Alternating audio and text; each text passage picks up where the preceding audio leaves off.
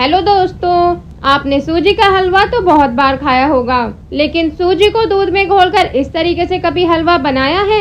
अगर नहीं बनाया तो एक बार जरूर बनाइएगा। कुछ अलग सा फ्लेवर आएगा आपको इस हलवे में और बिल्कुल परफेक्ट बनकर तैयार होगा। एक बार आपने ये हलवा बना लिया ना तो आप सूजी का नॉर्मल वाला हलवा खाना तो भूल ही जाओगे। तो देखिए, इसके लिए ये मैंने बाउल में ले ली है 1 कप सूजी और बिल्कुल सूजी के ही नाप का हम इसमें डालेंगे दूध। तो ये नॉर्मल टेम्परेचर का दूध है, ना गर्म ना ठंडा।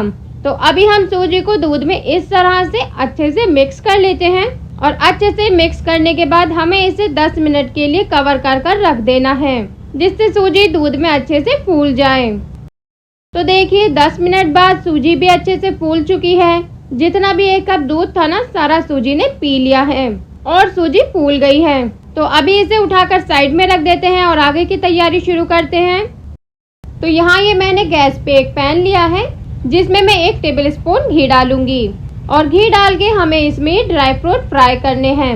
तो देखिए यहाँ पर मैंने ये काजू, बादाम और पिस्ता लिया है, जिन्हें मैंने बस बीच में से 2 पीसेस में कट कर लिया है और हल्का सुनहरा सा कलर आने तक फ्राई कर लिया है।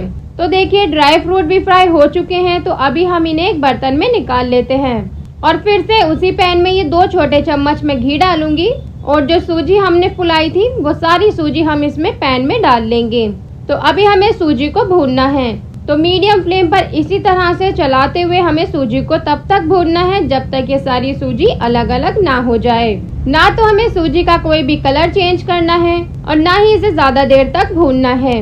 लगभग 2 से 3 मिनट में ही सारी सूजी भुन जाएगी और देखिए भुनने के बाद इस तरह से अलग अलग हो जाएगी। तो अभी हम इस सारी सूजी को एक प्लेट में निकाल कर अलग रख लेते हैं।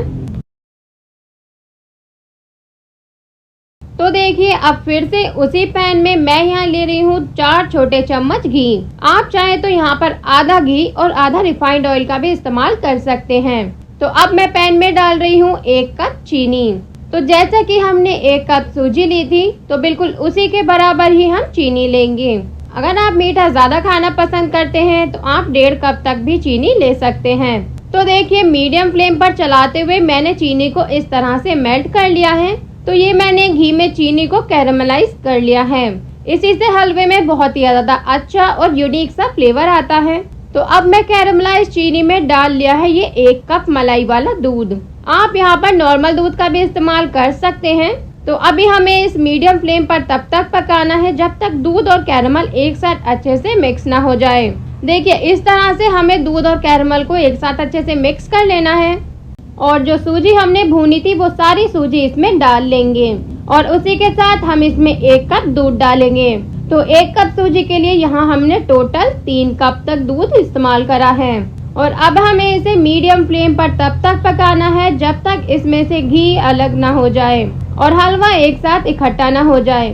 तो इसी तरह से सूजी की सारी गुठलियाँ फोड़ते हुए हमें इसकी अच्छे से भुनाई कर लेनी है। तो हलवा कोई भी हो पर उसका असली स्वाद तभी निकल कर आता है जब उसकी अच्छे से भुनाई हो। तो इस हलवे की भुनाई करने में आपको लगभग 5 मिनट तो लग ही जाएंगे। तो देखिए हमारा हलवा अच्छे से भुन चुका है। तो अगर आप वीडियो में यहाँ तक आए हैं तो मेरे चैनल को सब्सक्राइब जरूर कीजिएगा। तो अब हलवे में इलायची पाउडर और ड्राई फ्रूट्स डाल लेते हैं और ये आपका बिल्कुल डिफरेंट सा कैरामलाइज सूजी का हलवा बन करके तैयार हो गया है, जिसे माखंडी हलवा भी कहा जाता है।